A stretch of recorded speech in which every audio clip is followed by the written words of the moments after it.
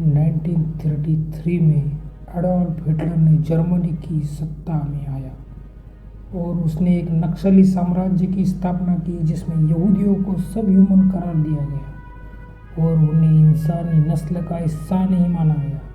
1939 में जर्मनी द्वारा विश्व युद्ध शुरू करने के बाद हिटलर ने यहूदियों को जड़ से मिटाने के लिए अपने अंतिम हल मतलब फाइनल सॉल्यूशन को अमल में लाना शुरू किया। वो क्या था? तो वो था हॉलोकॉस्ट। हॉलोकॉस्ट शब्द दो ग्रीक शब्दों का मेल है जिसमें होलो का अर्थ होता है पूर्ण तथा कॉस्टोस का पद जलाना क्रिया के लिए प्रयोग किया होता है। यह शब्द धार्मिक क्रियाकलाप में प्रयुक्त होता है जहाँ अग्नि को आहुति दी जाती है। जैसे हवन में विभिन्न वस्तुओं को डाला जाता है वैसे यहूदी लोगों को डाला जा रहा था। उसके सैनिक यहूदियों को कुछ खास इलाके में ठूसने लगे, उनसे काम करवाने लगे, उन्हें वहीं एक जगह इकट्ठा करने और मार डालने के लिए विशेष कैंप स्थापित किए गए जिनमें सबसे कुख्यात था ऑक्सविट्स। यहूदियों को इन शिविरों में लाया जाता था और वहाँ बंद कमरों में जहरीला गैस छोड़कर उन्हें मार डाला जाता था। जिन्हें काम करने के काबिल नहीं समझा जाता था उन्हें मौत के घाट उतार दिया जाता, जबकि बाकी बचे यहूदियों में से ज़्यादातर भूख और बीमारी से दम तोड़ देते हैं। युद्ध के बाद सामने आए दस्तावेजों से पता चलता है कि हिटलर का मकसद दुनिया से एक यहूदियों को खत्म कर देना था।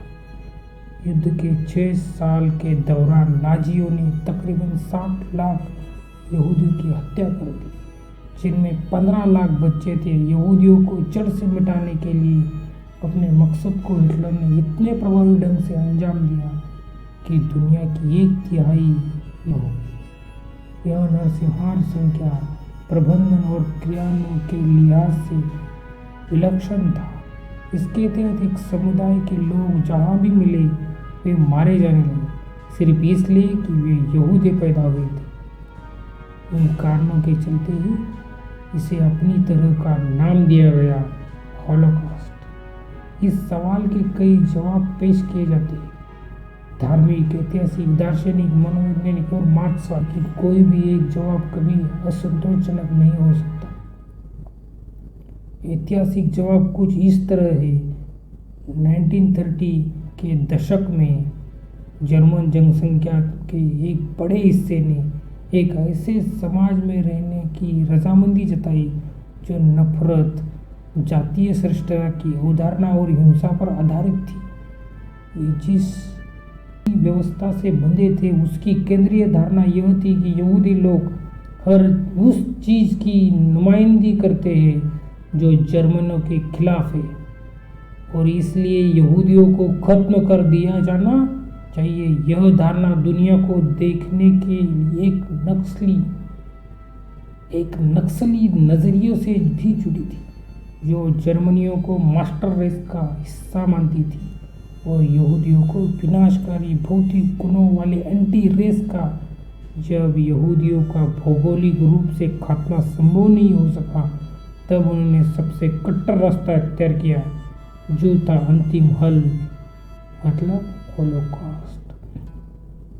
इतिहास में इस तरह की और भी घटनाएं मिलती है लेकिन हॉलोकॉस्ट की कुछ बातें उससे विलक्षण बनाती थी। नाजी जर्मन के अलावा भी कई सरकारों ने कैंप सिस्टम और टेक्नोलॉजी का सहारा लिया और इतिहास के ज़्यादातर हिस्से में यहूदियों का कत्ल रहा, लेकिन दो मूल वजह से हॉलोकॉस्ट को सबसे अलग ठहराया गया।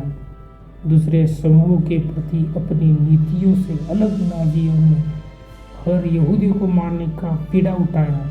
इसके लिए उन्होंने उम्र, लिंग, व्यवस्था या काम की परवाह नहीं की। उन्होंने इस मकसद को अंजाम देने के लिए खास तौर पर एक आधुनिक नौकरशाही का इस्तेमाल किया। नाजी नेतृत्व का कहना था कि दुनिया से यहूदियों को मिटाना जर्मन लोगों को पूरी इंसान की ओर से उन्हें कोई खतरा नहीं था।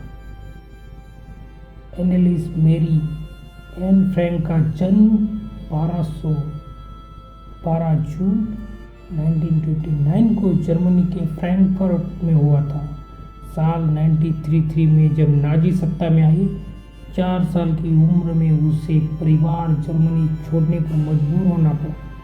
वे लोग नीदरलैंड के एम्स्टर्डम पहुँचे, लेकिन 1940 में वहाँ नाजियों का कब्जा शुरू होने के साथ ही वही फंस गए।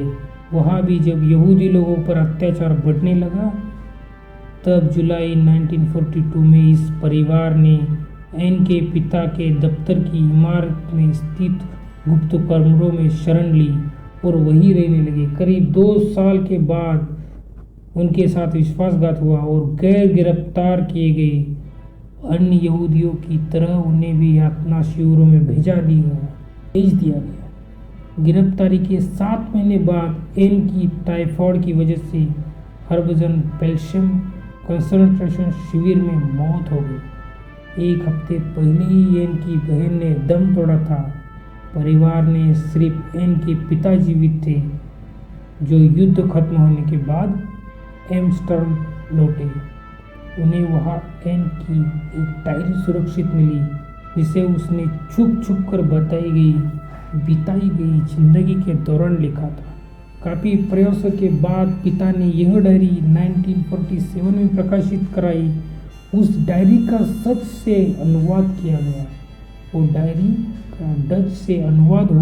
यह diary the diary of young girl शीर्षक से अंग्रेजी में प्रकाशित की गई। यह डायरी एन को उसके 13वें जन्मदिन पर मिली थी। इसमें उसने 12 जून 1942 से लेकर 1 अगस्त 1944 के बीच का अपने जीवन का घटनाक्रम बयां किया। इस डायरी का कम से कम 67 भाषाओं में अनुवाद हुआ और यह दुनिया की सबसे ज़्यादा पढ़ी जाने वाली किताब बन गई। यह डायरी कई नाटकों फिल्मों की बुनियाद बनी। एन फ्रैंक को उसकी लेखनी की गुणवत्ता और होलोकॉस्ट की सबसे मशहूर और चर्चित पीड़ितों में से एक के रूप में माना जाता है। वह उन 10 लाख यहूदी बच्चों में से थी जिन्हें होलोकॉस्ट ने अपने बचपन, परिवार और जिंदगी से हाथ धोया।